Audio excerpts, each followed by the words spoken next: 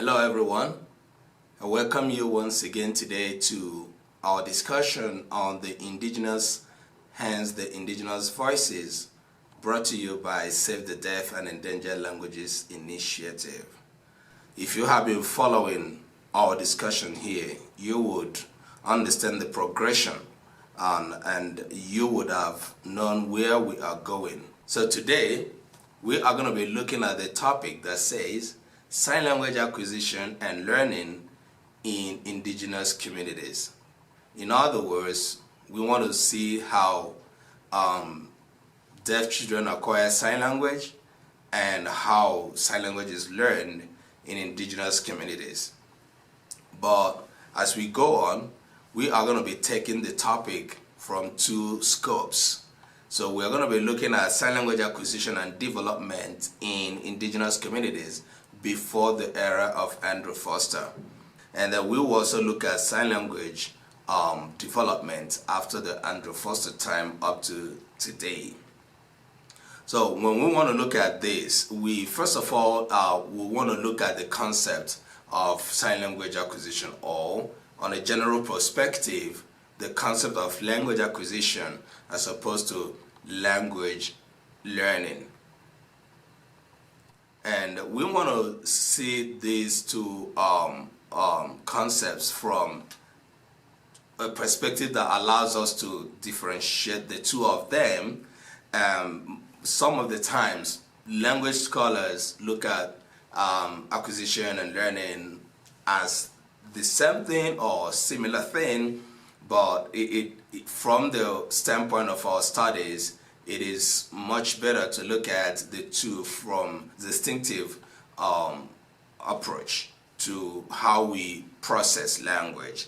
So language acquisition generally takes place in the first 5 years of every child's life.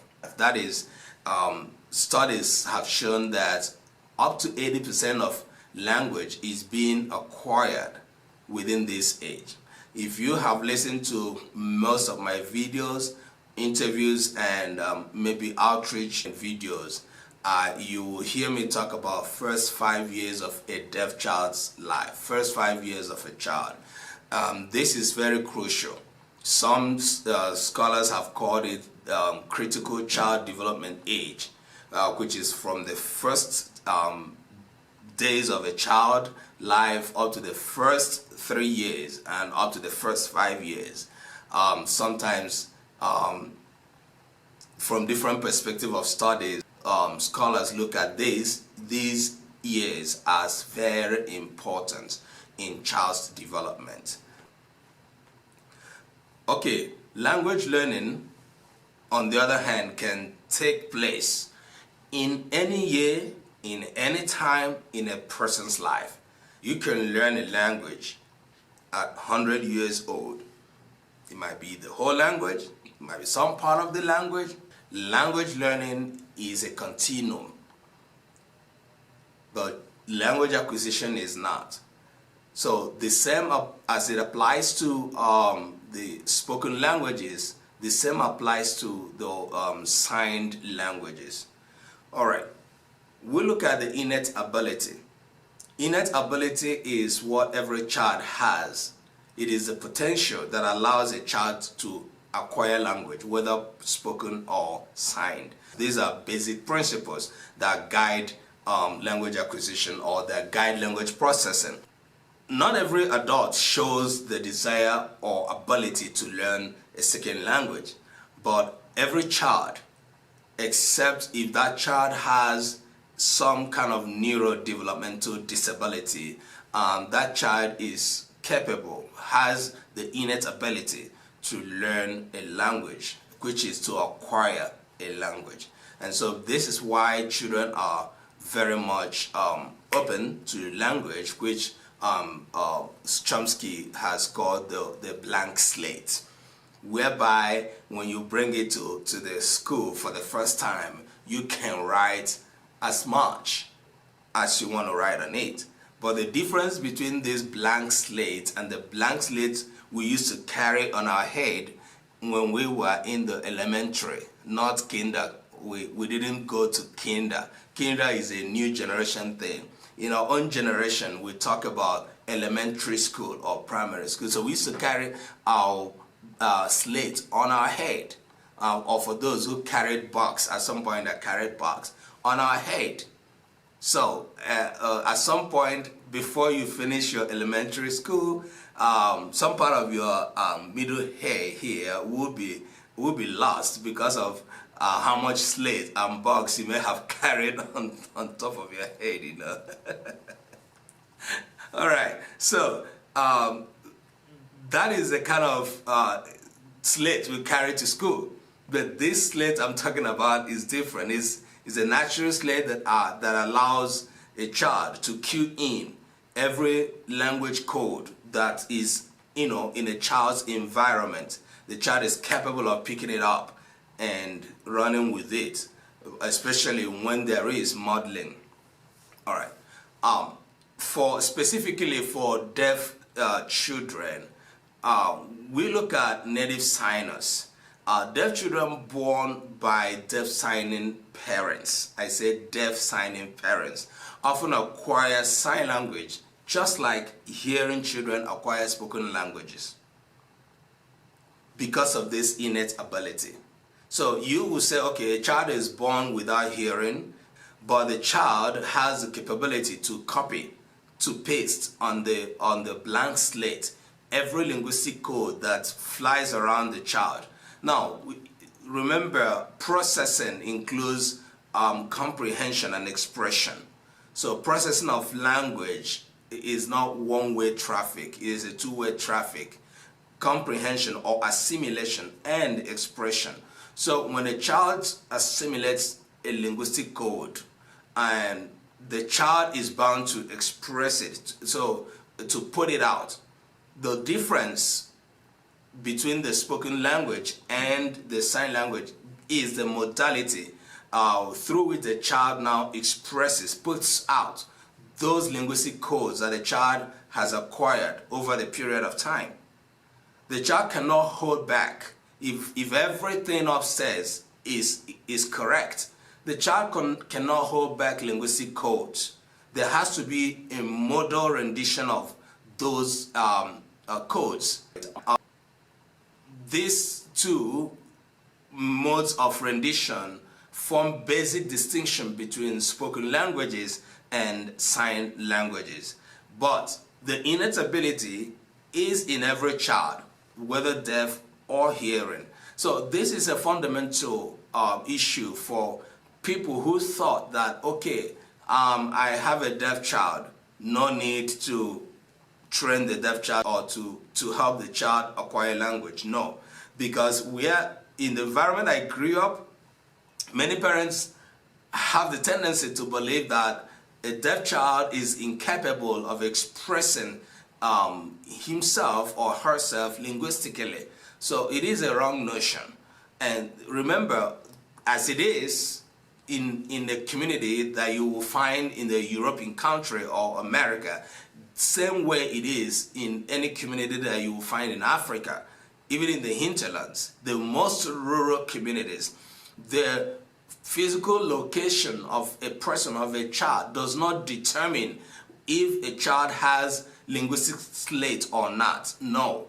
Every child with a very normal running neural system has a linguistic slate.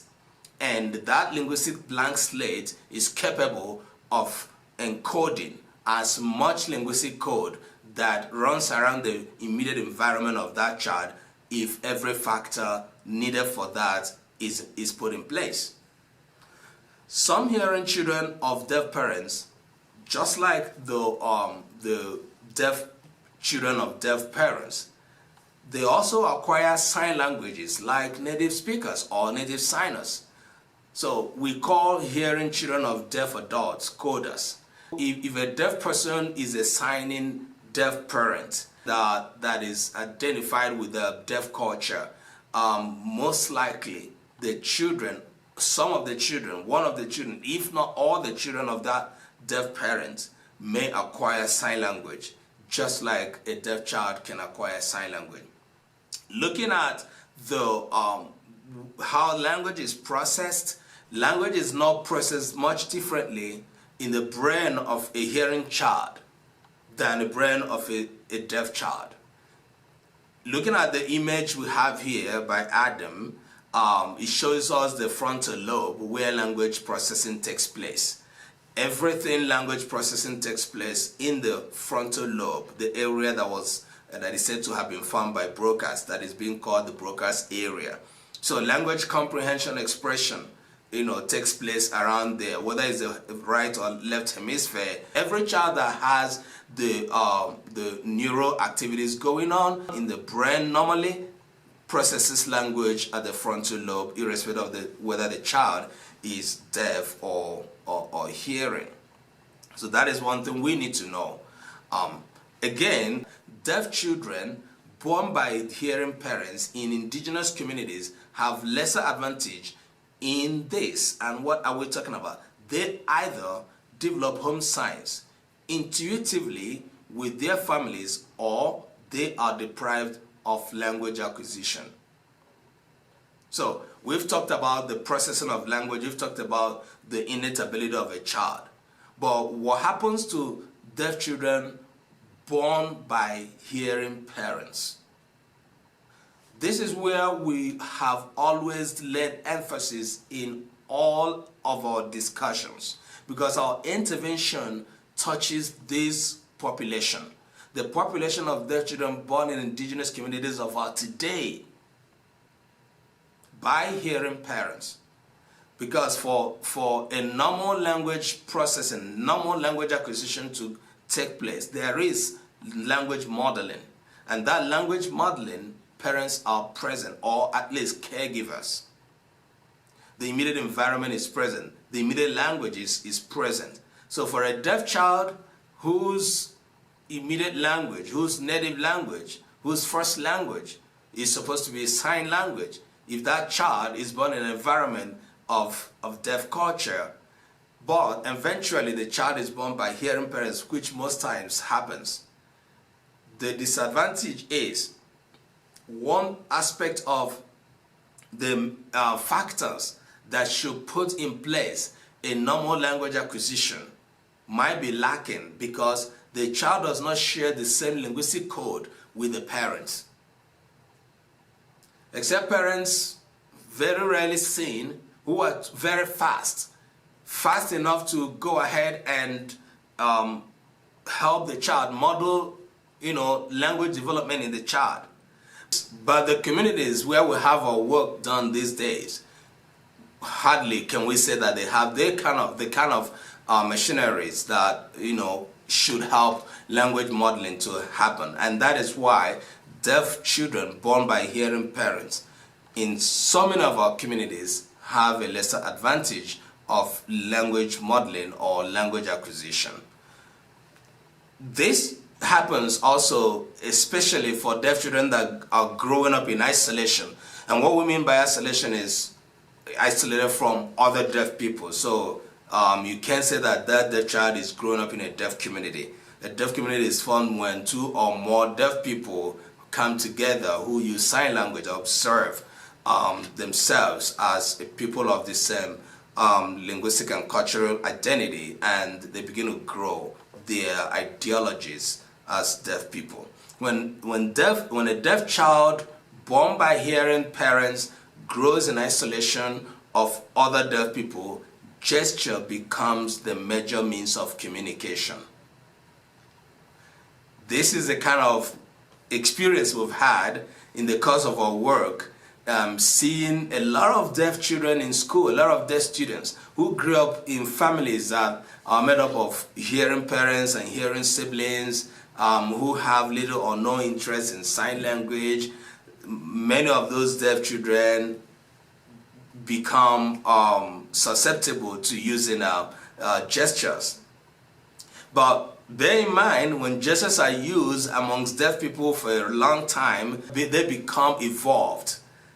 They can become evolved into, develop sign languages. But today, our major concern is to lay a foundation to the idea of what goes on in an average indigenous deaf community where a deaf child is born in isolation. How does language acquisition play a role there in the life of the deaf child? As opposed to a deaf child that is born in a deaf community, or at least in where other deaf people, deaf adults who use sign language, who identify with deaf culture are. How does a child acquire language? Remember, in most of our discussions, we didn't say it out of making a statement or quotation, that a greater percentage of deaf children born in so many communities that we have documented, they lack language access in this critical child development age. They lack language access. And this is why we have decided to run this intervention to continue to create awareness for parents, for deaf persons, and for the society to join hands to intervene and be able to create language access for such children. You can only hear these issues discussed in the Indigenous Hands, the Indigenous Voices series. And that is why we are glad that you are able to listen to us every week.